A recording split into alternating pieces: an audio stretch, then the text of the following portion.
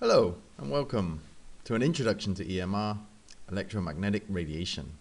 My name is Ben Millard and I'm going to talk to you for about 40 to 45 minutes today about the various electromagnetic radiation that there are in our environment, but I'll be mainly focusing on radio frequencies. So, what are electromagnetic radiation or sources of electromagnetic radiation?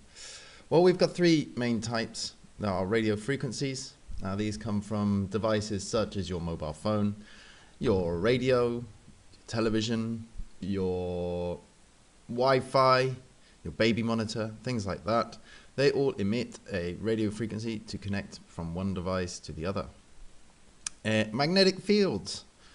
Any electronic device or electrical cables like high tension power lines all have a current of electricity running through them, and they create a magnetic field around them.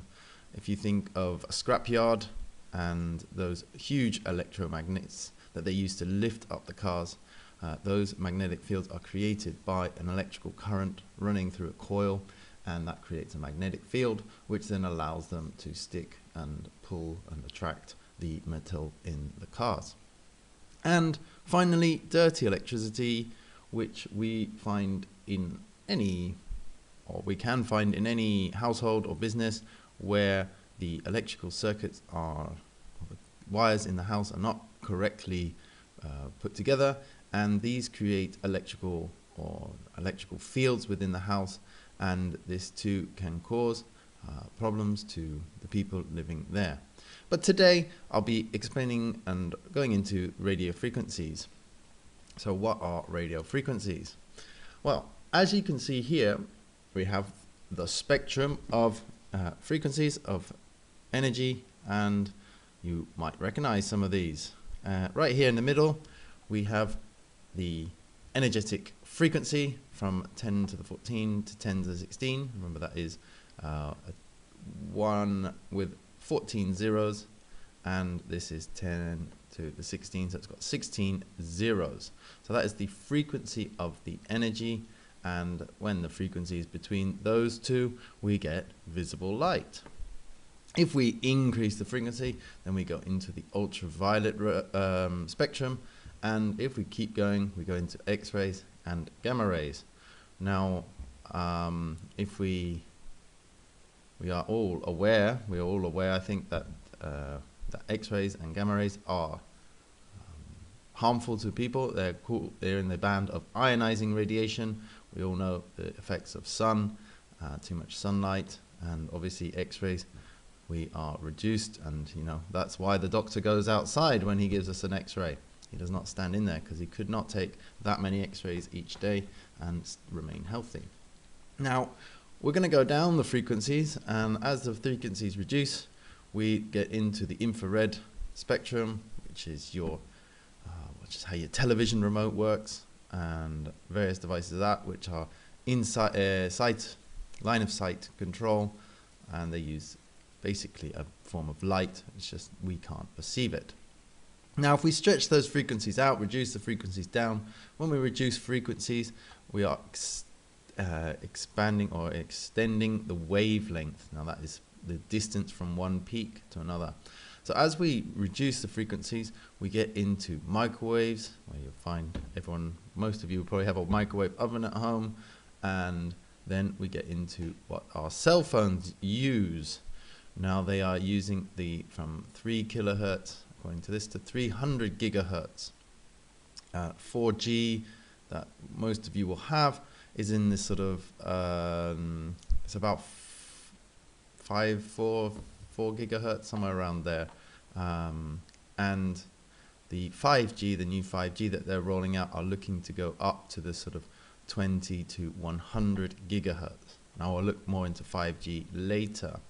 And as we reduce the frequencies down, we go into radio waves, and then very low frequencies, and extremely low frequencies. And these are the frequencies where we get the magnetic effects of the type of radiation, which many of you remember from studies probably in the 80s, I believe, that there were increased rates of leukemia around power lines and things like that.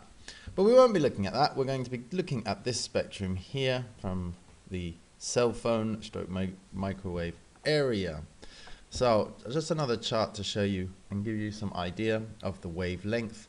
Now, gamma rays are down here, which are 10 to the minus 12, so that's a 0.12 zeros and 1 and meters long. So that's the distance between the trough, either bottom and the top, or the peak and the peak. That's that distance there. And our visible light, as you can see, we go through atoms, molecules, protozoans, and then the needle point is a infrared. And the microwave here, we're looking at the size of a butterfly. So just to give you some ideas, there's the frequency. And this is just a chart showing you at what temperature the radiation is most intense, is the most intense wavelength emitted. Alright, so these are in Kelvin and there's degrees Celsius. Anyway, we won't worry too much about that. And some interesting bits here about the Earth's penetration that can go into the atmosphere, the long waves, but then microwaves do not escape. And then light, obviously, because we get the sun, and our X-rays and ultraviolet lights do not penetrate the atmosphere either. Interesting. Here's another chart just to show you some of the devices. Very similar, same thing. It's got the size. So you've got obviously your X-rays, bag scans, PET scans, bone scans, cosmic gamma rays, and then all your lights and everything like that. This is the heat infrared terahertz. Oh no, it's terahertz, sorry, that's the infrared there. And then into the electronic devices. So we've got radios, FM, AM, microwave ovens, wireless, smart meters, TV broadcasting, MRI scans, and all of that. So, looking at our radio frequencies around us in our daily life, here are some of the devices we've got. Most of you have a mobile phone, but most of you probably got a Wi-Fi. We've also got phone towers, microwave oven, baby monitor, DECT phones. DECT phones are your cordless phones. They actually give off a lot more radiation than mobile phones, and they scale. Well, mobile phones do as well. So when the signal is low, they actually increase their power output. Wireless alarm systems, wireless anything. Your mouse, your keyboard will all be emitting, if not very high, but very low, but significant amounts of radiation, whether it's a mouse, keyboard. And your Bluetooth devices are also emitting radio frequency radiation. So, let's have a look at our mobile phones. Now, all mobile phones have what we call a SARS rating, which is a specific absorption rate. Now, this is a measurement which works out or gives the user an indication of how much energy is absorbed by the device that's being used. So it's based on the power output of that device, but we measure it by how much of that energy, when the device is on, is absorbed by the human head. Now, they did not find lots of people to put probes into their brains and do this testing for them. They created what we call is SAM. SAM is this kind of liquid filled head over here that we can see, which is a simulation of the brain. And excuse me. And underneath this plastic here, they will put the mobile phone, and then this sort of this needle, this device here will measure the amount of energy that is being absorbed into this head, or how much gets through into any point of where that needle is. And they will move the needle about, and they will find the highest point, and then they will calculate how much energy, how much power even is watts per kilogram over a 1 gram or a 10 gram area of tissue. Now we say tissue because this is a simulation, and actually it's just liquid. And that's not, as far as I know, my brain is not full of liquid. It is not a head full of liquid. but this is the simulation they use. And we can also see that Sam was based on the 90th percentile military man in the USA. I think it was based on statistics from the 60s or 70s. Now this guy is 6'2", which is about 185, 190 centimeters, maybe a bit more. 220 pounds, about 100 kilos. Full-grown male. Now he's got a huge head, as you can see here. This is the size of Sam's head compared to a 6-year-old child and a 7-year-old child, a European child and a Korean child. And part of the test is that the phone on the other side of this plastic is actually held 0.5 to 1 centimeter away from the head to, in theory, simulate the ear and the distance that creates. Or, depending on your phone, if you actually read, some of them in their terms of use will actually state that the phone must be held 0.5 to 1 centimeter away from your ear to give that distance so that the SARS rating is actually correct. And by putting it closer, you are exposing yourself to quite a bit more radiation. Now, as I said before, the liquid inside our SAM model is not actually brain material. There's no bones, there's no grey matter, and it is just a liquid. Now, all these tests do not account for children. They do not account for the difference in size of the child's head, the difference in thickness and the makeup of the bone and the material and brain tissue and all other things which are different in a child to a man or an adult. They, in the United States and I believe also in Europe, the license to pass for a phone is 1.6 watts per kilogram. So that is the amount of energy that 1 kilogram of tissue would absorb based on this measurement over, they use a gram or 10 grams. So they'll be looking at 1 gram of the material, the liquid, seeing how much energy is being absorbed there, and then multiply it up to make their power per kilogram. So there are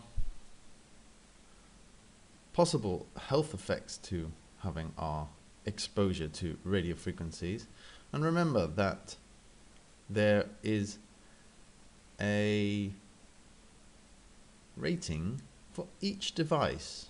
Now we have our phone, that's maximum of 1.6, but that does not take into account that we are using other devices at the same time. You might have your Wi-Fi router on, you might have your baby monitor sitting next to you on your desk, you might be using your mobile phone while also talking on your DeX phone.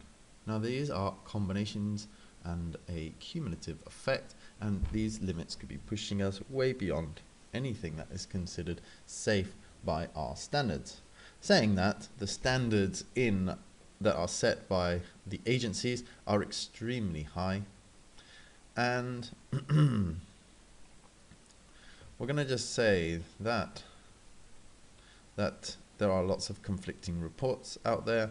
There are obviously studies done by the phone companies which obviously put their technology in a favorable light, and these studies can easily be manipulated to make their devices and such seem safer than they actually are.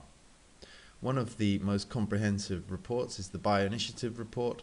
This goes in, it's a collection of studies going back to the 60s, 70s, maybe even before, right up until 2012, I believe is the latest version of this. And there are peer reviews, studies, everything showing the effects of various levels and frequencies of radiation, various tests on mice, on cells, on DNA, on loads of stuff. If you want to go and have a look, the Bioinitiative report can be found here at www.bioinitiative.org. There is a layman's version, a summary at the beginning, which is I can't remember, 60, 100 pages or so. And then there's also a highly detailed, and as I'm not a biochemist or a gene expert, I do not understand what all the different things are going on. But one of the big things that does come out of there is that DNA is damaged by these frequencies, and we get something called DNA double strand drop. Now, if you can remember your double helix, which is your DNA strand, it's like a ladder which is then twisted up. Now that ladder obviously has rungs on it and has long strands, or the vertical poles, and when you get a single strand drop, you will lose one of those poles, and the left side, let's say, is left there. And while we sleep, our body repairs DNA, and it can run along there and it can look, and as the rungs on the ladder are always paired with their partner, if we have one, then the body can read that and then can recreate what is missing on the other side, and it can repair the DNA. So there's no problem. This happens constantly. We might have hundreds of thousands of DNA damaged during the day, and during the night our body repairs them. Now the big problem is when we either lose lots of single strands and the body is unable to repair them, and that is when correctly, and that's when we get mutations. Or if we lose both strands, then the body has no idea what is going on and it just guesses, and this is the point where DNA mutation can occur. Obviously there are a lot of conflicting reports out there of this, but there are studies showing that this has happened. So the mobile phone industry obviously will deny it and say that these studies don't prove anything, and to be honest, we as consumers would like that they proved that these devices are safe, which they have not been able to do, and they are actually the board in America, I can't remember which board it is now, I will have to get back to you on that, has said that it is a potential, is it the WHO? I think it's the WHO said that radiation is a potential carcinogen. Radio frequency radiation is a potential carcinogen. So we already have that there's a possibility that this is doing damage, and here we go.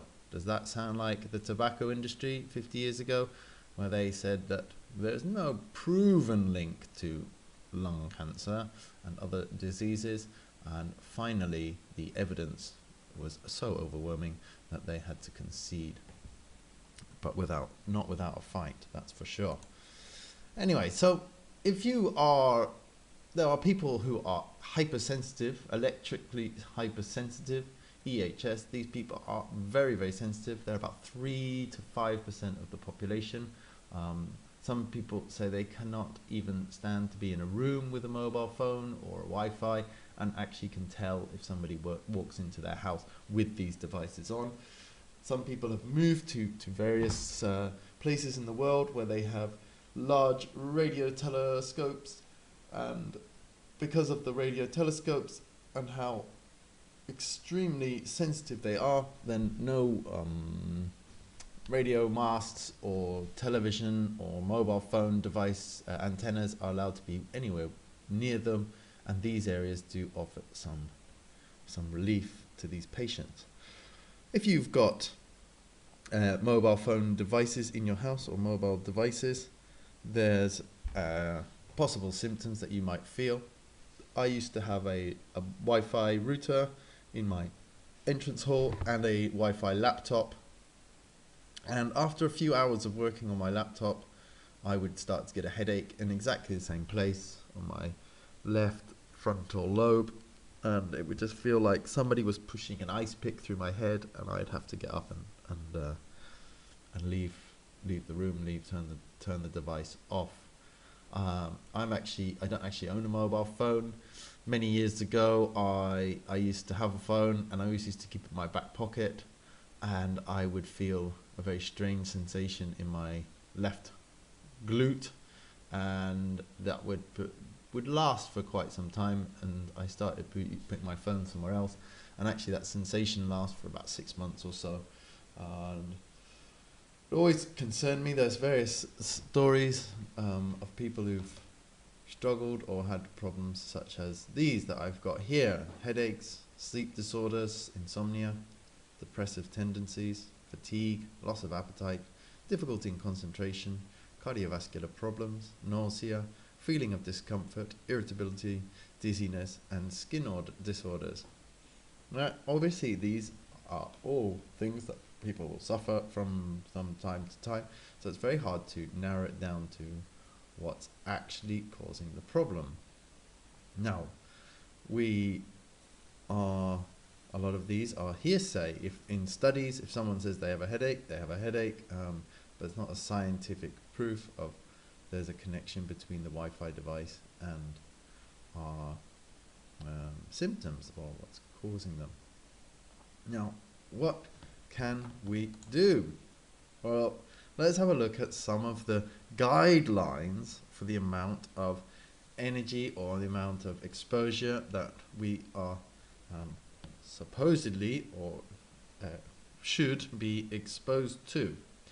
Now, there's a couple of different ways of measuring the amount of power or energy that is given off by these radio devices. One is the microwatts per meter squared. So that's power density. If you imagine a square 1 meter squared, within that, if there's let's just use your Wi-Fi router. So at, let's say, 1 meter away from that device, we could draw a big square, and we could measure the amount of power that is being given off by that device. Obviously, as we move further away, the sort of sphere of radio frequencies will expand and the power density will go down. And it actually goes down by a power of 3.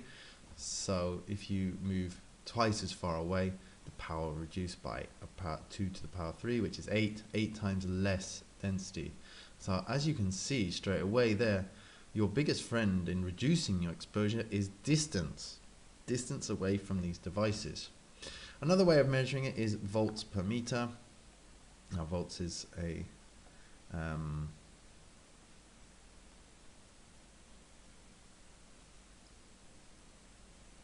and so another way of measuring it is in volts per meter. So here we can see, if we go from, let's start at the bottom. We'll start at our cosmic background radiation.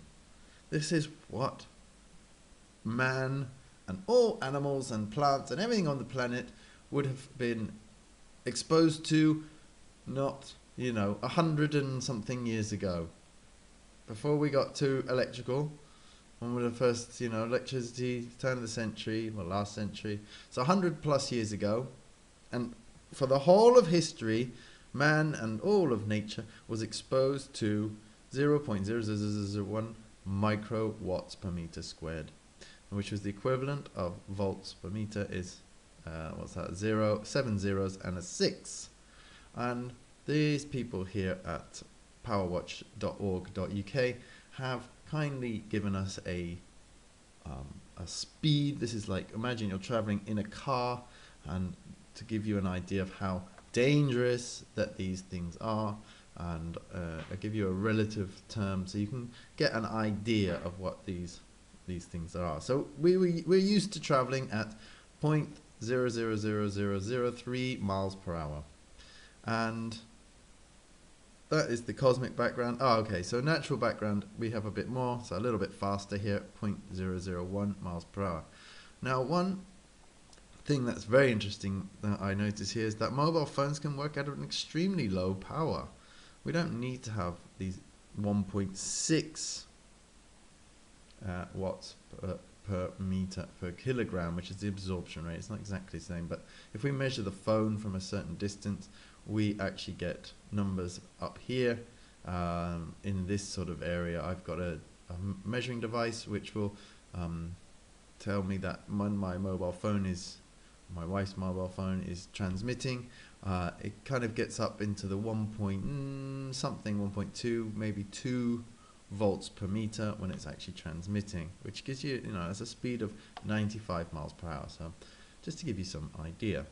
Now, the Salzburg study and the Berger Forum BRD proposal give us two different, these are what they consider to be safe. This is where they were noticing that above this value here, about 0.05 volts per meter, above that we started to detect noticeable biological effects on organisms, including human beings. Now, the recommended areas, let's look at the BRD, here is 0.02 while we're awake. Now that's the maximum that we should be exposed to during our day, and then it is suggesting that we get down to 10 times less at night, because at night is when our bodies repair. So it's very important that we reduce our exposure at night time. That's just simply done. You can turn things off. We'll look at some other ways of reducing our exposure in a minute. Now, the Salzburg is looking at outside and inside house. They go up to 0.02, 0.06 outside. So we're still very low, 1 to 3 miles per hour. Now, let's go back and just give us an idea of how much we are actually exposed to. The US cities, 15, the average, the median level in 15 US cities in 1977, so before any mobile phones came out, before any Wi-Fi, anything like that, the TV and radio, mainly, frequencies were already at 0.14 volts per meter, or 48 microwatts per meter squared, which is an equivalent of 7 miles per hour. Now, here are some of the typical values. If we got here from 100 meters from a mobile phone base station, we can get from 0.2 to 6 volts per meter. That is obviously depending on the company and what they decide to put on their tower. And also, a base station, remember, if you look up and see a tower, there's not just one antenna on there. There will be many antennas and from various companies. So the only way to really know is to buy a meter, a radio frequency detector or a measuring meter, and measure it. In a bit later we'll be watching a video where you can see one of these meters in action. And these are different limits for different countries, Belgium, Switzerland, and these, Italy. So these are their safety levels. They are saying that these are the sort of maximum, and the FCC in America says that 61 volts per meter is safe. Now, that is an equivalent of 3,000 miles per hour, according to PowerWatch UK. And they make a small note down here. Note, it's very rare indeed for broadcast radio signals to exceed 1 volt per meter inside residences, with the UHF and rarely exceeding 0.05 volts, but in typical less than 0.01. Okay, so those outside, the important thing I think you need to take from here is the outside influences from our television and radio are very, very small. And actually, if you don't live right next to a mobile phone tower, the power from a mobile phone tower is actually considerably small compared to what's in your house. So if you are concerned about reducing the amount of radio frequencies in your environment, the best place to do so is to start at home. So what options have we got? Obviously, this technology has changed our lives considerably. There's so many advantages to it. So we're not talking about getting rid of it, because we need to keep a balance here, and this is the important thing. We need to weigh our risks against our benefits. Unlike cigarettes, this technology does have benefits. Cigarettes obviously have no benefits whatsoever, but we've still lied about it, and the health effects were hidden, basically. They were hidden and kept from us. So we're going to start using this technology and move to a cave? Probably not. Now, obviously, if the person is electrically hypersensitive, then extreme measures need to be taken right now.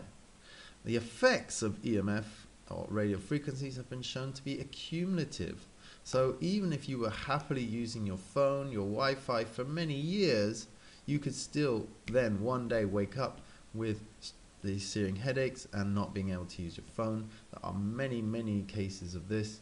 I will send you to a place where a man has set up a whole website and he interviews people who have experienced this, and he has many stories of people who were happily using this technology for a long time, and then suddenly nothing changed, but suddenly they hit their kind of threshold point and they went over into an extremely sensitive place and were unable to use this technology. So as I said before, let's have a look inside your home. At the end, I will, for anyone who's interested, you can email me and I will give you a checklist. If you leave your email address, I will send you a checklist of the things to check in your house, a questionnaire. The questionnaire follows things like, do you have a Wi-Fi router? Do you use a computer for more than 4 hours a day?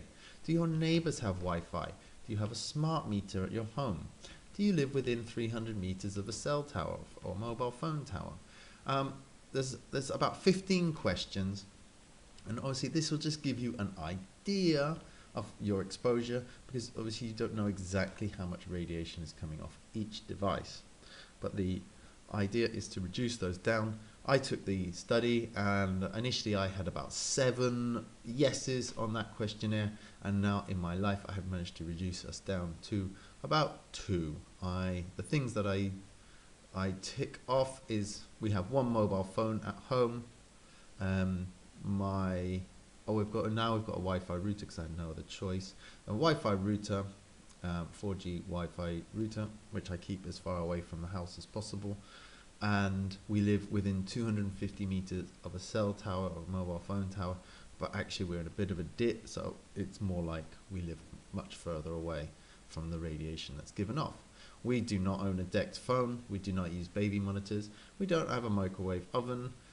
We've reduced considerably. We do have a smart meter, but it's about 30 meters from the house, and we don't have any neighbors with Wi-Fi. So now a lot of those things we can't change. You can't turn your neighbor's Wi-Fi off. You can't remove a smart meter. Well, you can try, but they're difficult. You can't move the cell phone tower. You could move house, I suppose, but we're not all ready to do that. Microwave ovens, if any of you are still using them, please do a bit of research. That they are not good in any way, apart from the radiation that they're probably giving out, because it's not as contained as one might like to believe. The device does emit a lot of radiation while it's on, but also it does nothing of any benefit to your food, and has actually been shown to destroy the vital elements of the food, such as vitamins and stuff. It actually breaks the vitamins down on a molecular level, rendering them ineffective. So get rid of the microwave oven. There's no need for it. And other things, like if you have to have a Wi-Fi router, you can actually have a low radiation Wi-Fi router, and in a minute I'll be showing you a video of one of these devices in action. And other things, the night time, as I've said a couple of times before, is the most important time. This is when our body is repairing itself. So when you go to bed, make sure that Wi-Fi is off. Your phone is on at least plane mode. Now some of the new iPhones do still transmit, and some of the other new phones, I think, while on plane mode, they do actually transmit a bit. So if you can turn it off, then turn it off. Certainly, please do not stick it under your pillow while it's still on and sleep through the night. Now, some people argue, but it's my alarm clock, blah de blah blah. For £5, you can go and buy a nice wind-up alarm clock, or maybe $10. You know, there are solutions if you really, really want them, and the benefits you will notice almost instantly when you go to bed at night, especially if you're one who has their phone on all night and other things. So baby monitors as well are extremely powerful. Most baby monitors use have a much higher output than a mobile phone, and if you must use them, please try and keep them as far away from your sleeping child as possible. but my advice would be just leave the doors open or move your child closer to you. It's definitely worth not exposing such a young child to these radiation. Anyway, carrying your phone around. Now, when our phone is not on a call, it is still transmitting. It's checking for WhatsApps. It's checking where it is. It's connecting to the tower constantly. And as I said, distance is your friend. So if you are one to keep that phone in your front pocket, guys, I'm talking to you. Do you want children? Think about that carefully. And women, do you need to stick your phone in your bra, in your back pocket? Do you need to constantly have it on you? Or could you buy a bag which gives you, even just a thin bag will give you maybe 0.5 centimeter of distance away from your body, or a rucksack where you can put it in the front pocket will give you centimeters of distance, which massively decreases the exposure that you're being exposed to, the radiation you're being exposed to during your daily life, daily activities. There are simple things like this. Distance is your friend. And another thing, actually, while I'm I'm reminded of it, when you're traveling in your car, remember, if you know anything about a Faraday cage, which is a large metal structure, which if we watch the experiments, you can sit inside a Faraday cage, the electricity will hit, if you see a lightning bolt or one created by a Tesla, hits the outside of the Faraday cage, and the current or the energy is conducted around the cage and does not enter, and you're quite safe inside. That's one of the reasons they say go to your car, stay in your car if you're caught in a thunderstorm. And the same happens if you're inside the car. If you're using your mobile device and it's trying to transmit out, the signal will get trapped within the cage of the car, the metal shell of the car, and your phone will then bump up the power to try and connect to the towers. Also, while you're traveling in the car, you are constantly moving from tower to tower, so the phone is actually charging up and connecting more and more often to powering up and really searching. So you're inside this sort of radiation shell, and I would advise that if you can, put your phone on plane mode while you're traveling, and if something happens, then you can turn it on and check the map or make a phone call, but try and make a habit to put it on plane mode while you're traveling in a vehicle. So here we have a video of a low intensity Wi-Fi router, and he's going to be testing it here against a normal router, and this one that he's showing us is the JRS Eco Wi-Fi router. I'll put a link on where you can buy that. We'll just have a look while it's on. Actually, I'll just show you. So this is the normal modem, the router, and I'll just explain the meter here a little bit. So so here we've got the peak value. Now many people would argue that that is the important one.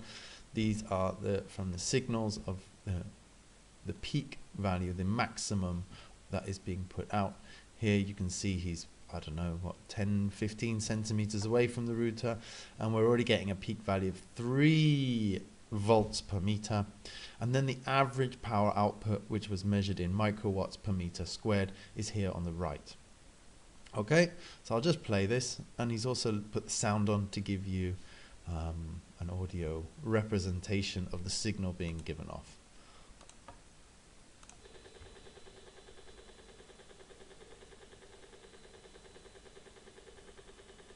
So here, yeah, we're getting peaks. If we look at the meter up here, we're getting 4.5, and the average is sort of going between 6 and 1200 microwatts per meter squared.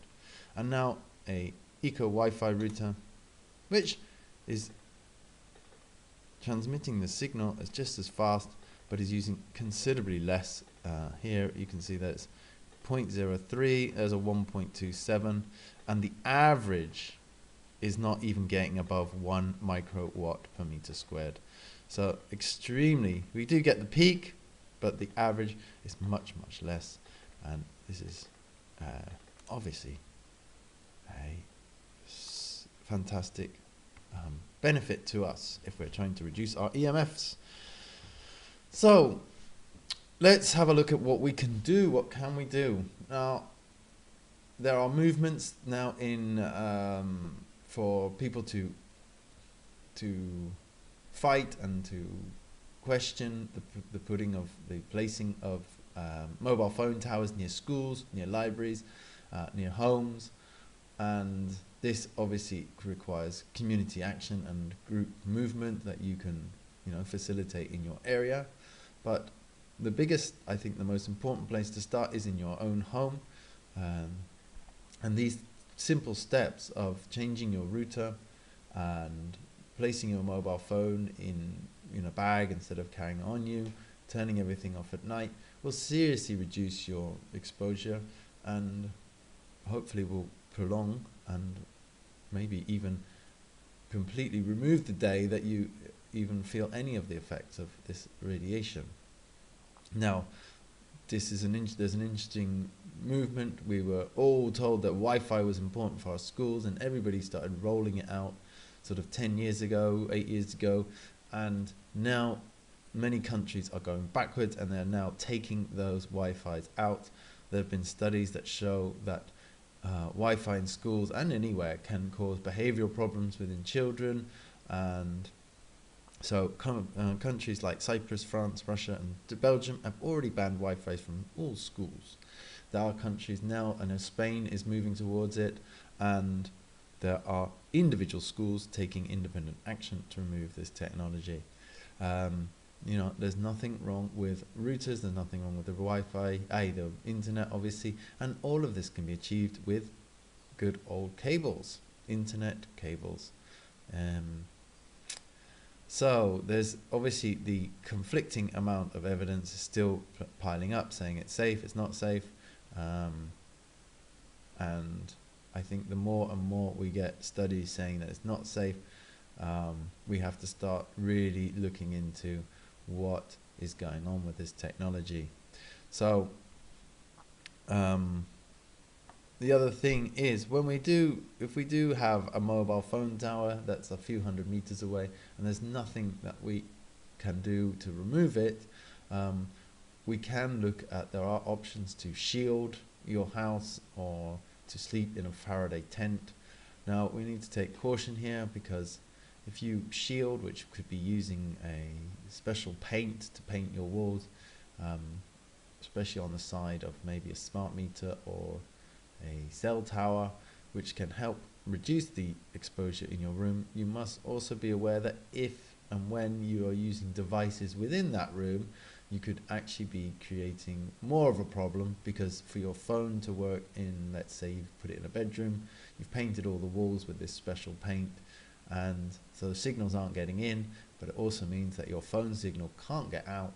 So what does the phone do? It will power up, and some phones can power up to 1,000 times more than their sort of lowest use rate, or their lowest setting, as it were, in their normal day-to-day use.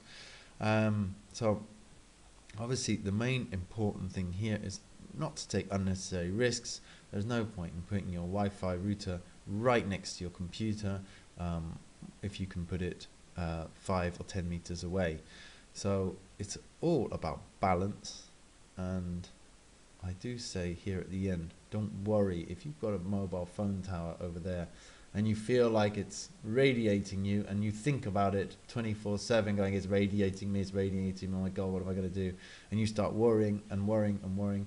That worry will actually cause more harm to you than the signals being given off. So remember, our bodies are amazing, they do repair themselves, and a lot of this damage can be repaired at night if we do give ourselves the correct sleep and rest, and rest from the radiation and sources as much as possible. So here are some of the extra information and resources I've used. I will send this PowerPoint out to anyone who would like it. The electric sense is Lloyd Burrell.